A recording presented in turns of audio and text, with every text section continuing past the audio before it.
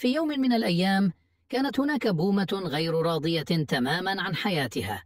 كانت تقارن نفسها كثيرا مع باقي الطيور، وكانت كثيرة التركيز على عيوبها، فحزنها هذا الأمر كثيرا. وذات يوم بينما كانت فوق شجرة أحست بحزن شديد، فتأثرت حتى غلبها البكاء. وكان تحت تلك الشجرة شيخا يملك حكمة كبيرة وذكاء واسع، فعندما سمع البكاء سألها عن السبب، فقال الشيخ: ما الأمر يا صديقتي؟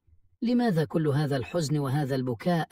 فأجابت البومة: تعبت من حياتي يا سيدي، إني أشعر باليأس والإحباط، وخاصة عندما أرى الطيور الأخرى، فإن الناس كلهم يتشاءمون مني، فهم يظنون أني أجلب النحس والشر، فإن كانت هذه حياتي فربما الموت قد يكون أفضل. عندما سمع الشيخ هذا الكلام أشفق كثيرا على تلك البومة المسكينة، ثم قال لها: يجب أن نرضى بحياتنا كما هي، ولا ينبغي أن نقوم بمثل هذه المقارنات. إن حياة الآخرين ليست بهذا الجمال الذي تعتقدينه.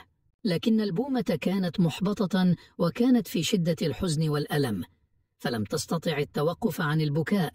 فزاد الشيخ شفقته، لكنه عزم على مساعدتها، فقرر استخدام طريقة أخرى، ثم قال: لا تقلقي يا صديقتي، لدي قدرة عجيبة يمكنني أن أحولك إلى أي طائر تريدين. تعجبت البومة من هذا العرض، لكن قلبها امتلأ بالأمل، ثم قالت: أريد أن أكون إوزة يا سيدي.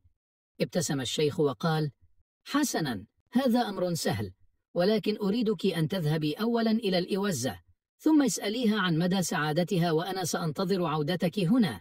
حلقت البومة في السماء باحثة عن الإوزة حتى رأت واحدة تسبح في بحيرة قريبة. تقدمت إليها وقالت: كم أنت جميلة يا إوزة، ريشك شديد البياض كالحليب، شكلك يلهم بالسعادة والسلام، لابد أنك أسعد طير في العالم. لكن رد الإوزة كان بحزن شديد، قائلة: أخطأت يا صديقتي، أنا لست سعيدة، لاحظي من حولك، فالعالم مليء بالألوان الجميلة، وأنا لا أملك أي واحد منها. أظن أن الببغاء هو أسعد الطيور.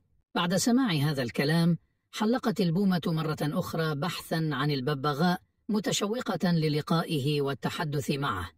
وعندما وجدته أخيرا في حديقة الحيوانات قالت: كم أنت جميل يا ببغاء، إنك مليء بالألوان الباهية، لابد أنك أسعد طير في العالم. لكن رد الببغاء كان باديا عليه علامات الحزن، قائلا: لا يا صديقتي، أنت مخطئة، أنا لست سعيدا في الحقيقة. تعجبت البومة كثيرا من كلام الببغاء، ثم قالت: إن لم تكن سعيدا فمن هو أسعد الطيور؟ فأجاب الببغاء: لقد فكرت في الأمر بعناية شديدة، ثم نظرت حولي في هذه الحديقة فلاحظت أن كل الطيور حبست معي إلا طائر واحد، وهذا الطير هو أنت يا بومة. لذا فإذا كان هناك طير لا يحاول الناس بإمساكه ووضعه في قفص مثلنا، فمن دون شك أنه أسعد الطيور في الحقيقة. تعجبت البومة كثيرا من كلام الببغاء، ثم قالت: إن لم تكن سعيدا فمن هو أسعد الطيور؟